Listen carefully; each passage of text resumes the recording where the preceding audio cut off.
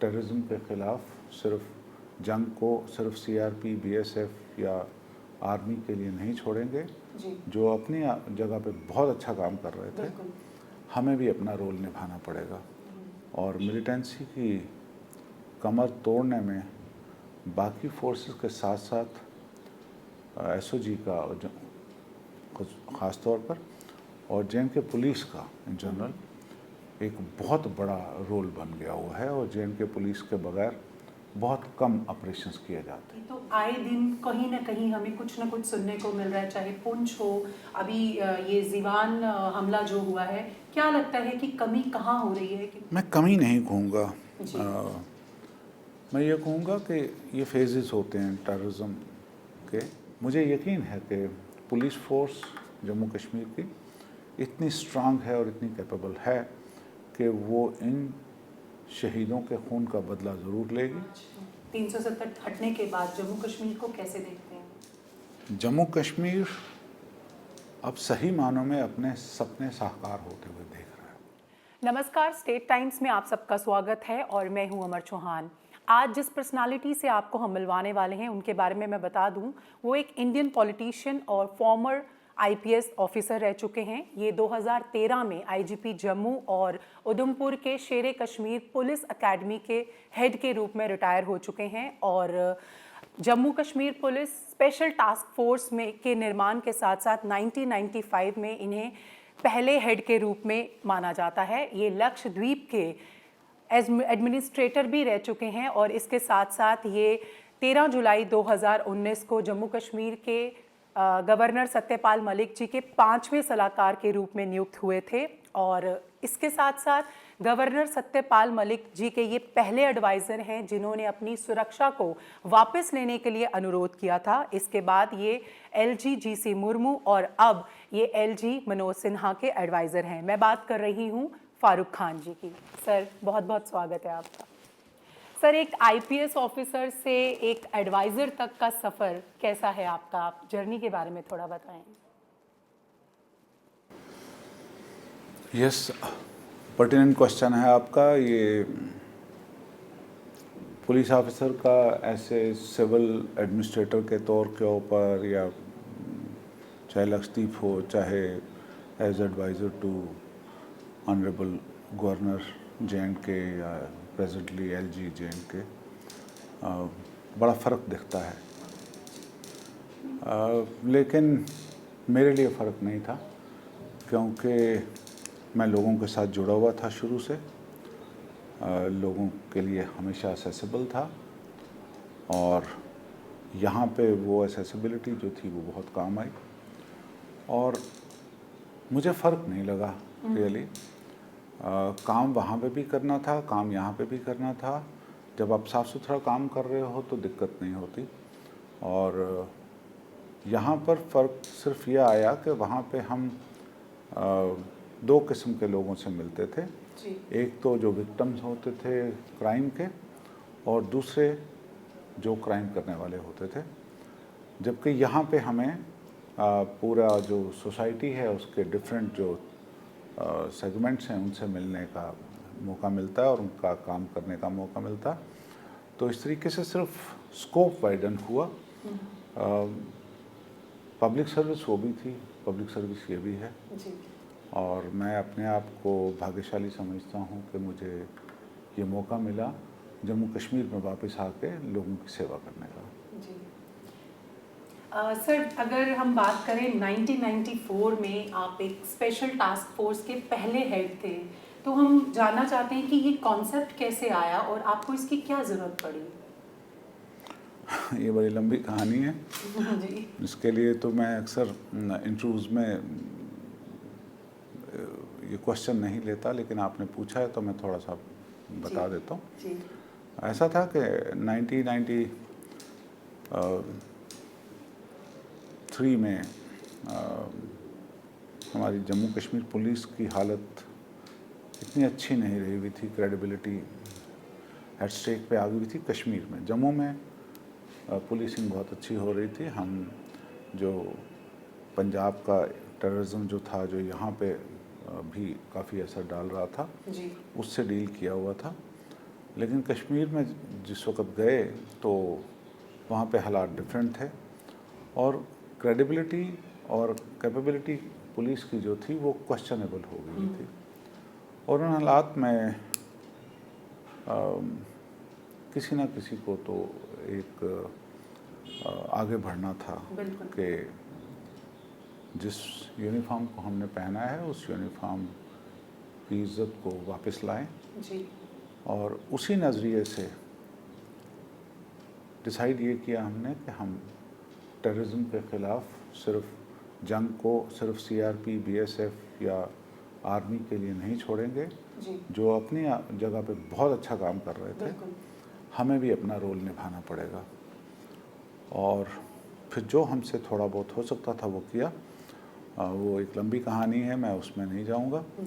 लेकिन आज जब पीछे मुड़ के देखते हैं तो अच्छा लगता है कि आज एसओजी हर एक काउंटर टेररिस्ट ऑपरेशन में आगे बढ़ चढ़ कर हिस्सा ले रही है जी। और बहुत सारे ऑपरेशंस इंडिपेंडेंट वो करते हैं और मिलिटेंसी की कमर तोड़ने में बाकी फोर्सेस के साथ साथ एसओजी का जो ख़ास तौर पर और जेएनके पुलिस का इन जनरल एक बहुत बड़ा रोल बन गया हुआ है और जेएनके पुलिस के बगैर बहुत कम ऑपरेशंस किए जाते हैं जी। तो ये एक अच्छा लगता है जब पीछे मुड़ के देखते हैं।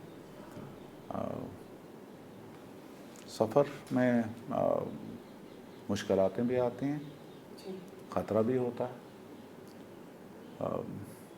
लेकिन जब यूनिफॉर्म पहनी है तो मुश्किलों को और ख़तरों को झेलना पड़ता है। इस सफ़र में हमने बहुत सारे साथी भी खोए और मैं उन सब शहीदों को सलाम भी करता हूँ। ये उन्हीं की शहादत है जिनकी वजह से जम्मू कश्मीर पुलिस आज बहुत फ़ख्र से पुलिस कलर्स पहनती है जो ऑनरेबल प्रेसिडेंट जो थे उस वक्त के उन्होंने जेएनके पुलिस को अवार्ड किए थे, which is a very very rare distinction. बहुत कम पुलिस फोर्सेस को कंट्री में वो डिस्टिंक्शन मिली है और ये सब सेहरा उन शहीदों को जाता है, उन साथियों को जाता है जो ज़ख्मी हुए डिफरेंट ऑपरेशंस में, लेकिन उन्होंने जम्मू कश्मीर पुलिस के वक़ार को ऊंचा किया। जी सर, अगर हम बात करें आतंकवाद की तो आए दिन कहीं ना कहीं हमें कुछ ना कुछ सुनने को मिल रहा है, चाहे पुंछ हो, अभी ये ज़ीवान हमला जो हुआ है, क्या लगता है कि कमी कहाँ हो रही है? क्योंकि हमारे पास वो सारी चीज़ें जैसे कि आपने भी अभी जिक्र किया था, तो क्या लगता है कहाँ कमी रह रही है? मैं कमी नहीं कहूँगा, मैं ये कहूँगा कि ये फेजेस होते हैं टेररिज्म के। जिन्होंने पहले के फेजेस देखे मैं 90s के जी। उनके लिए ये फेज़ कोई ज़्यादा माने नहीं रखते, लेकिन है जी। इनकी इम्पोर्टेंस है और इनको काउंटर करना बहुत ज़रूरी है। टेररिज्म छोटा हो या बड़ा हो वो नहीं होता, बिल्कुल। लेकिन ये है कि इन सारी चीज़ों से घबराना नहीं है। ठीक है, हमारे कुछ जवानों ने शहादत पाई पिछले दिनों में, बांडीपुर में भी और यहाँ पे पंथा चौक रंगरेट में भी। तो मुझे यकीन है कि पुलिस फोर्स जम्मू कश्मीर की इतनी स्ट्रांग है और इतनी कैपेबल है कि वो इन शहीदों के खून का बदला ज़रूर लेगी और जिन लोगों ने ये अटैक किए हैं उनको अपने किए की सज़ा मिलेगी। जहाँ तक सिचुएशन का ताल्लुक़ है, आज की डेट में हम मिलिटेंसी के ऊपर पूरी तरह से छाए हुए हैं। ये तमाम जो एक्शंस हैं ये बौखलाहट में होते हैं कि अपनी एग्जिस्टेंस शो करनी है, अपने पाकिस्तानी मास्टर्स को ये बताना है कि अभी हम एग्जिस्ट कर रहे हैं, ताकि वो इनको और इनके जो हमदर्द हैं उनको वो मदद करते रहें। उनका भी इलाज हो रहा है, आपने देखा ही होगा, और उनके बहुत सारे हमदर्द और उनके बहुत सारे सपोर्टर्स जो थे उनके ख़िलाफ़ भी एक्शन लिए गए हैं और वो एक्शन कंटिन्यू रहेंगे। जे.एन.के पुलिस इन चीज़ों से घबराएगी नहीं, आई एम श्योर। मैं हालांकि इस वक्त जे.एन.के पुलिस का पार्ट नहीं हूँ, लेकिन मैं ये मानता हूँ कि a policeman would always be a policeman. I am proud of the fact that I belong to J and K police, and I'm proud of the performance of J&K police officials, personnel, constable से लेकर ऊपर तक जितने officers हैं उन सब। जी sir, article 370 की अगर बात करें तो आप आज 370 हटने के बाद जम्मू कश्मीर को कैसे देखते हैं? जम्मू कश्मीर अब सही मानों में अपने सपने साकार होते हुए देख रहा है। जम्मू कश्मीर में हर एक जो फील्ड था जी, उसमें या तो भाई बंद चल रहे थे, भाई भतीजावाद चल रहा था, या करप्शन चल रही थी।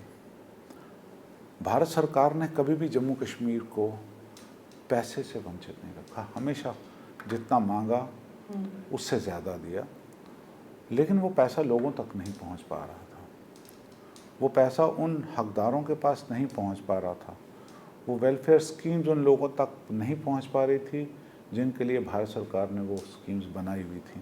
जी, इसी तरीके से ग्राउंड के ऊपर जहाँ पे सड़कें बननी चाहिए थी वहाँ सड़कें नहीं बन रही थी, जहाँ पे बिल्डिंग्स बननी चाहिए थी वो नहीं बन रही थी। हाँ, बेशुमार अनगिनत फाउंडेशन स्टोन्स जगह जगह लगे हुए थे।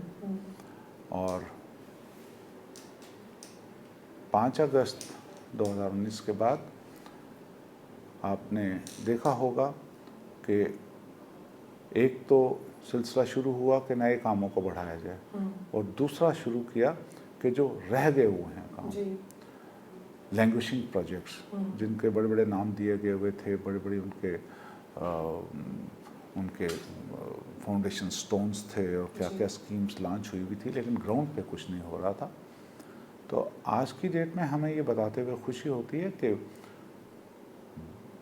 वो लैंग्वेजिंग प्रोजेक्ट जितने भी थे उनमें से काफ़ी हद तक वो पूरे होके लोगों के लिए के काम में डाल दिए गए हैं। जी, और नए प्रोजेक्ट्स आप हर एक फील्ड में देखेंगे कि सड़कें कैसे बन रही हैं, बिल्डिंग्स कैसे बन रही हैं, एम्स तेज़ी से बनना शुरू हो गए, सेंट्रल यूनिवर्सिटीज़ बनने शुरू हो गई, IIM है, IIT है। ये सारी चीज़ों के काम किस तेज़ी से हुए हैं। आप घर घर में बिजली पहुंचाने का काम बड़ी तेज़ी से जारी है, घर घर में नल पहुंचाने का काम बड़ी तेज़ी से जारी है। और किसी भी अगर आप फील्ड को ले लें, आज एग्रीकल्चर में हम कंट्री की टॉप मोस्ट जो स्टेट्स हैं या यूटीज़ हैं जी, उनके साथ हम बराबर का मेल रख रहे हैं कि हमारी जो एवरेज है प्रोडक्शन की वो बड़ी स्टेट्स के बराबर होती जा रही है जो एग्रीकल्चर के फील्ड में माने हुए थे। इसी तरह कोई सी भी आप चीज़ लीजिए, हमारा सिविल सप्लाईज जो है उसका महकमा जो था वो हमेशा से उसके ऊपर करप्शन का प्रश्न चिन्ह लगा रहता था। आज की डेट में हमारा हर एक जो कंज्यूमर है जी, वो जैसे आप ATM कार्ड इस्तेमाल करते हैं उसी तरह वो कार्ड स्वाइप करके अपना वो राशन लेता है। जितना राशन उसका बनता है उसको मिलता है, और उसके अलावा एक दाना भी आगे पीछे नहीं होता। जो डीलर्स हैं उनको अपना जो कमीशन मुकर्रर है वो उनको दिया जाता है, वो भी खुश हैं, कंज्यूमर खुश है। क्वालिटी ऑफ जो राइस और व्हीट जो उनको सप्लाई हो रहा है या आटा जो हम देते हैं जी, उसकी क्वालिटी के बारे में कहीं पे शिकायत नहीं आ रही। ये सारी चीज़ें बताती हैं कि जब सिस्टम को आप क्लीन करते हो और उसको फेयरली चलाते हैं तो अल्टीमेट बेनिफिशरी जो है वो हमारा जो मेन स्टेक होल्डर है वो कंज्यूमर है, वो आम शहरी है, जी, उस तक हर एक चीज़ साफ़ सुथरी पहुँचे। अभी आपने न्यूज़ में खुद भी पढ़ा होगा और आपके पेपर में भी छापा होगा कि लैंड रिकॉर्ड्स की पासबुक इशू होने जा रही है। अब जल्दी देखेंगे कि लोगों को पटवारियों के बारे में जो शिकायत थी हमेशा कि हमें फ़र्द नहीं मिलता हाँ है, जी। हम ज़मीन ख़रीदना चाहते हैं या बेचना चाहते हैं, हमें फ़र्द नहीं मिल रहा। जी। तो अब फ़र्द ऑनलाइन मिलना शुरू हो जाएगा, बहुत जल्द आप देखेंगे। ये भी एक सिस्टम का वो हिस्सा था जिसमें इम्प्रूवमेंट की बहुत गुंजाइश थी और शिकायतें भी बहुत थी। उन शिकायतों को दूर करने के लिए ये सब, जी। और भारत सरकार का एक दृढ़ निश्चय है कि भारत सरकार का रूल यहाँ पे चलते हुए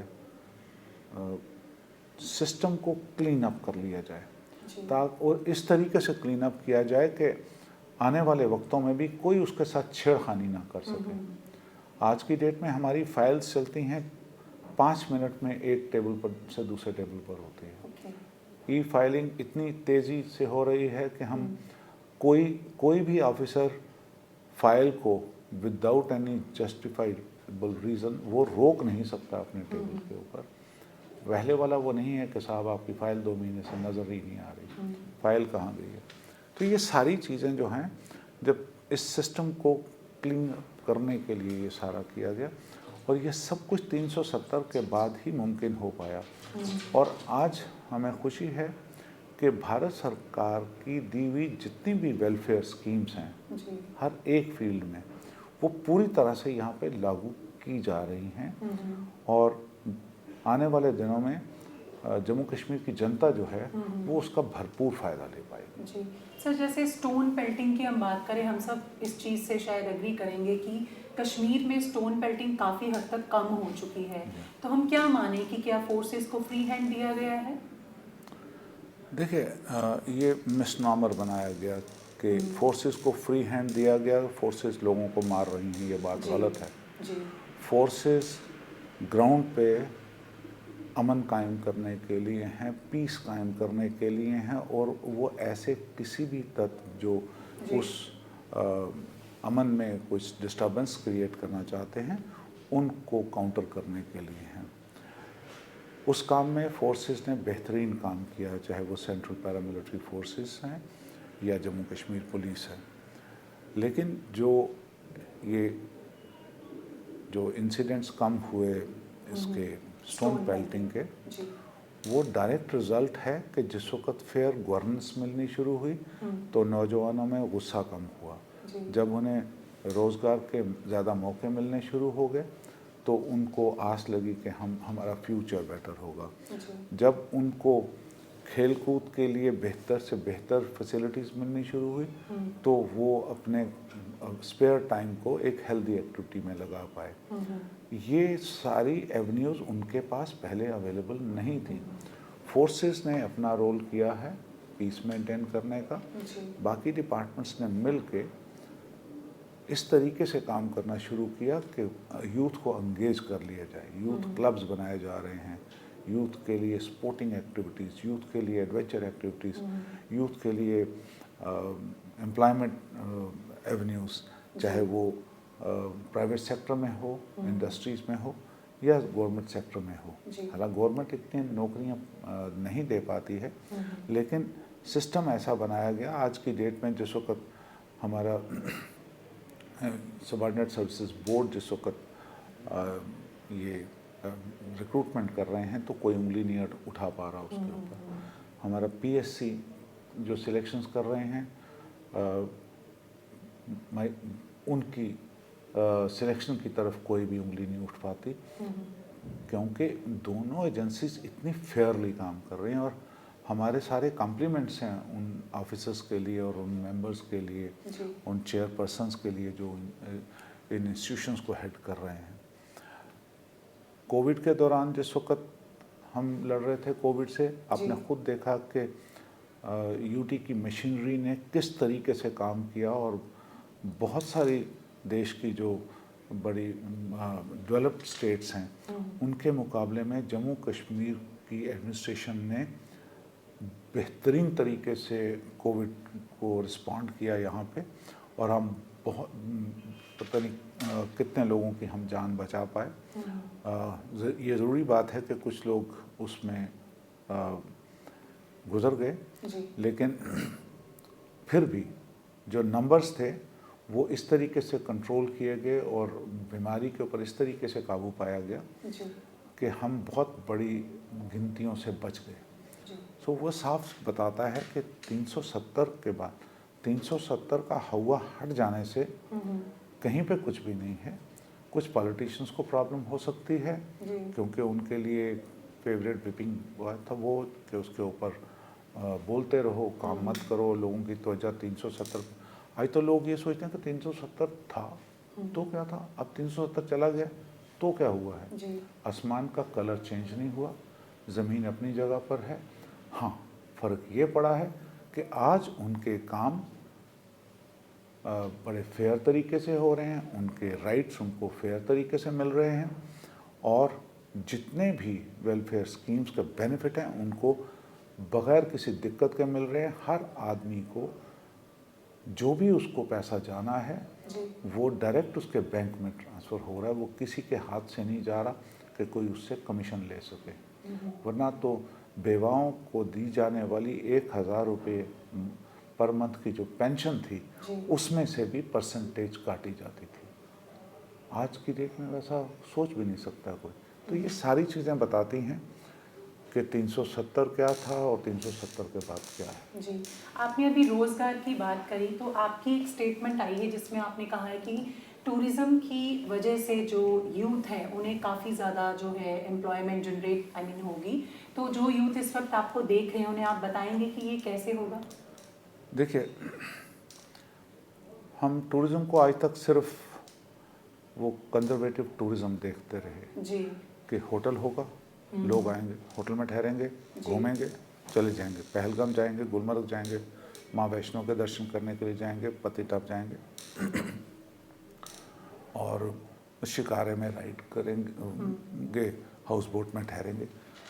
दैट हमारा यूटी का जितना भी टूरिज़्म था वो इन एक्टिविटीज़ के इर्द गिर्द था, इसके अलावा हम कुछ नहीं सोचते थे।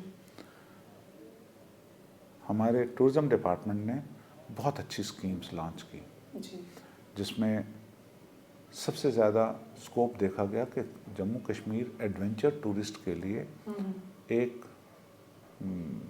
जन्नत है। वर्जन एरियाज़ हैं जहाँ पे कोई नहीं गया हुआ और आज का जो यंग एंटरप्रेनर्स हैं from all over the country वो सबके सब आना चाह रहे हैं। आज कश्मीर भरा हुआ है, इसी तरह जम्मू को भी भरने की कोशिश की जा रही है और वो सब के सब करीबन एडवेंचर टूरिज़्म के साथ जुड़े हुए लोग हैं। जो हमारी बातचीत थी वो यही थी कि हम इसमें रोज़गार के कौन से मौके देखें। तो मैं मिसाल देता हूँ आपको कि अगर सपोज़ हमारा बनी का एरिया है जम्मू कठुआ डिस्ट्रिक्ट में, अब वहाँ पे वहाँ के पढ़े लिखे नौजवान अगर वहाँ पे अपना एक ट्रैक आइडेंटिफाई करते हैं, नेट पे चढ़ाते हैं, ट्रैकिंग की साइट्स बनी हुई हैं उन पे चढ़ा देते हैं तो और अपना भी बता देते हैं कि हम आपको ये फैसिलिटीज़ प्रोवाइड करेंगे। फैसिलिटीज़ क्या प्रोवाइड करनी है? उन लोगों को एक गाइड चाहिए रास्ते के लिए, उन्हें शायद 2 घोड़े वाले चाहिए या 3 घोड़े वाले चाहिए जो उनका सामान लेके उनके साथ चल सकें, खाने पीने का या पीने का पानी, और फिर उसके बाद उन्हें रास्ते में रुकने की जगह चाहिए। वो जगह कोई कोठा भी हो सकता है, किसी हमारे नोमैड का कोठा हो सकता है। वो अपने आप में जिसको कहते हैं हम होम स्टे करवाना शुरू कर देते हैं और वो लोग उन कोठों में रहना पसंद भी करते हैं। ऑलरेडी ये हो रहा है।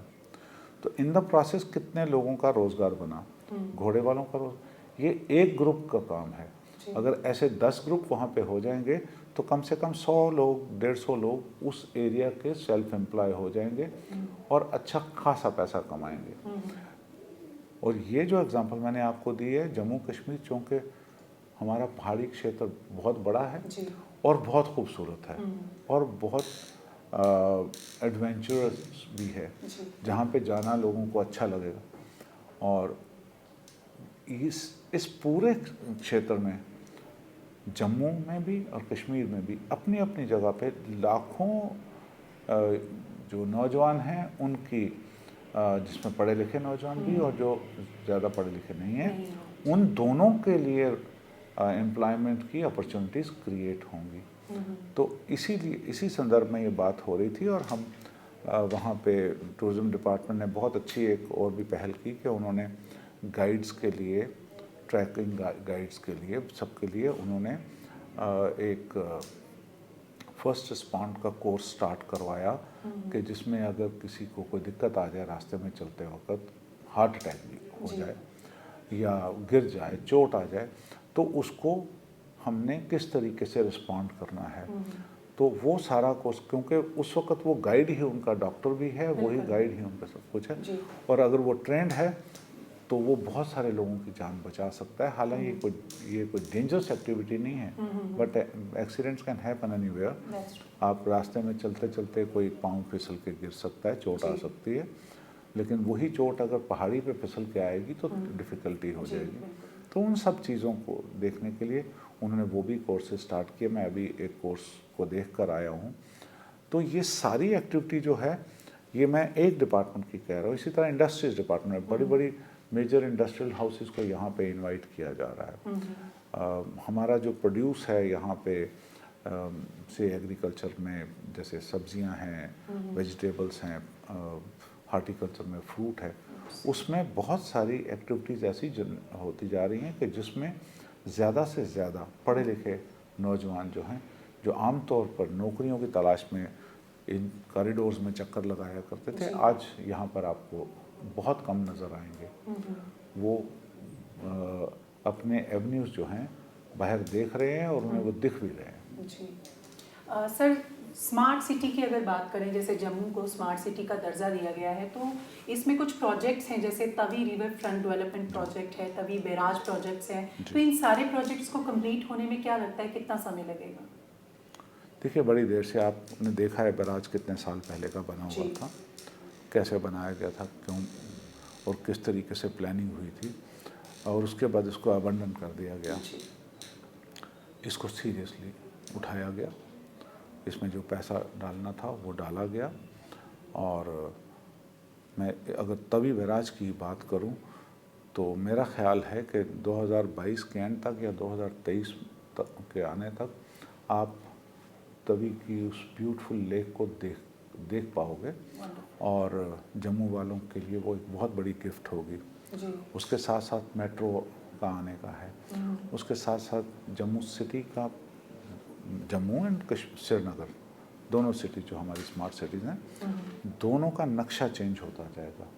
हर उनका, चाहे वेस्ट डिस्पोजल है, सीवरेज डिस्पोजल है, सॉलिड वेस्ट मैनेजमेंट्स हैं, ये सारी चीज़ें, लाइटिंग है, रोड्स कैसी होंगी, इसमें फैसिलिटीज़ कैसी होंगी, वाईफाई कैसी मिलेगी आपको, ये सब के सब जो चीज़ें हैं, ये सब उस स्मार्ट सिटी में जो कोई भी एक्सपेक्ट करता है, वो सब कुछ उनको यहाँ पे मिलना शुरू हो जाएगा, चाहे वो जम्मू हो चाहे श्रीनगर हो, ताकि जो भी कोई बाहर से आता है यहाँ पे, एक तो उसको फ़र्क महसूस ना हो कि वो वर्ल्ड से कट गया है, और दूसरी बात है कि यहाँ के रहने वाले भी, जम्मू कश्मीर के रहने वाले भी, वो अपने आप को सिटी की जो फैसिलिटीज़ होती हैं किसी भी मेट्रोपोलिस की, उससे अपने आप को वंचित ना समझें, उन्हें वो तमाम चीज़ें मिलती रहें। स्मार्ट सिटी के रिजल्ट्स आपको 2 साल के अंदर अंदर नज़र आना शुरू हो जाएंगे। सर, डेवलपमेंट की अगर हम बात करें तो जम्मू के खास तौर पे लोगों का कहना है कि जब भी डेवलपमेंट होता है तो ज़्यादातर उसका हिस्सा कश्मीर में जाता है, और जम्मू के लोग इस चीज़ से थोड़ा सा वंचित रहते हैं। तो जो लोग आज आपको देख रहे हैं, आप क्या कहना चाहेंगे इस मुद्दे पर?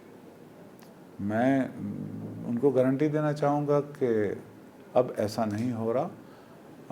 दोनों हिस्सों को अपना ड्यू शेयर प्रॉपर मिल रहा है। हमारे इस एडमिनिस्ट्रेशन के चलते हुए किसी के साथ कोई भी ज़्यादती नहीं होगी, और जिसका जो ड्यू है, और वो सिर्फ जम्मू और श्रीनगर का ही नहीं, क्योंकि हम जम्मू सिटी और श्रीनगर सिटी को ही सिर्फ देखते रहते हैं। जम्मू में भी कठुआ को उसका हिस्सा पूरा मिले, राजौरी को उसका हिस्सा पूरा मिले, कश्मीर में कुपवाड़ा को अपना हिस्सा पूरा मिले, अनंतनाग को अपना हिस्सा, इन चीज़ों का भी ध्यान रखा जा रहा है। और ध्यान ही नहीं रखा जा रहा, बल्कि उनको बराबरी का हिस्सा मिल रहा है इस वक्त। तभी उन तमाम क्षेत्रों में डेवलपमेंट की जो एक्टिविटीज़ हैं वो बहुत तेज़ी से आगे चल रही हैं। जी सर, बात करें अगर अभी तो हम ये सब बात कर रहे थे जम्मू से जुड़ी हुई, अगर मैं पूछना चाहूँगी कि जब सत्यपाल मलिक सर गवर्नर थे तो आपने अपनी सिक्योरिटी क्यों वापस दिलवाई थी, क्या रीज़न था उसका? देखिए ऐसा है कि 5 अगस्त से पहले, 5 अगस्त के बाद थोड़े हालात चेंज हो गए। मैं आज ये नहीं कहूँगा कि मैं आज सिक्योरिटी के साथ नहीं चल रहा हूँ, लेकिन 5 अगस्त से पहले ऐसा था कि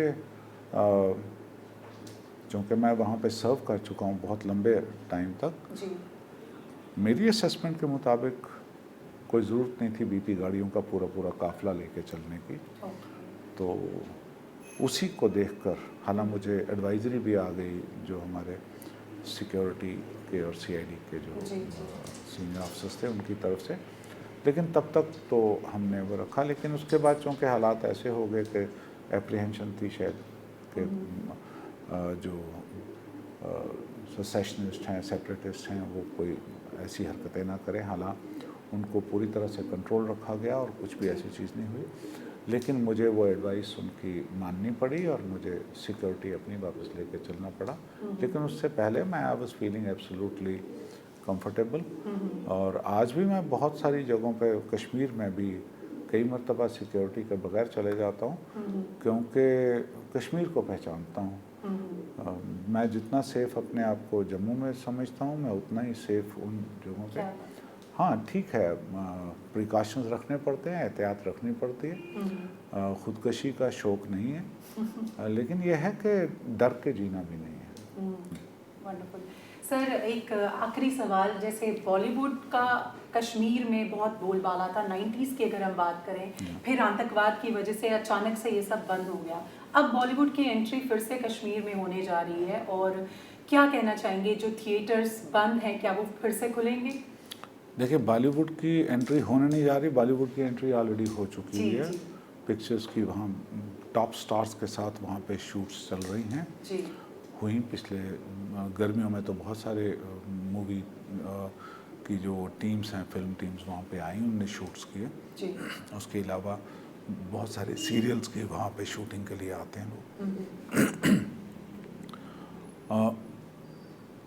थिएटर्स का जहाँ तक खुलने का ताल्लुक है, चूँकि ज़्यादातर थिएटर्स बहुत बुरी तरह से, मतलब क्योंकि इस्तेमाल नहीं हुए, कुछ उस वक्त डैमेज किए गए और कुछ ने अपना रूप चेंज कर लिया।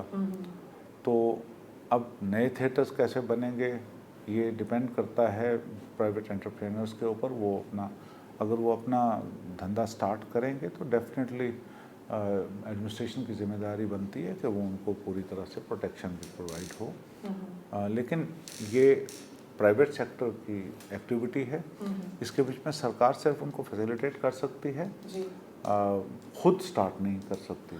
जी राइट सर। तो सर आज की ये कॉन्वर्सेशन बहुत अच्छी रही। जो लोग आपको खास तौर पे देख रहे हैं, स्टेट टाइम्स के माध्यम से आप क्या कहना चाहेंगे? My best wishes for people of Jammu and Kashmir. वो तरक्की के रास्ते में जब चल पड़े हैं तो अपने इस चीज़ को इंश्योर करें कि इसके रास्ते में कोई भी जो अड़चन आ रही है वो अगर आती है तो उसको आइडेंटिफाई करिए, हमें बताइए, ताकि हम उसका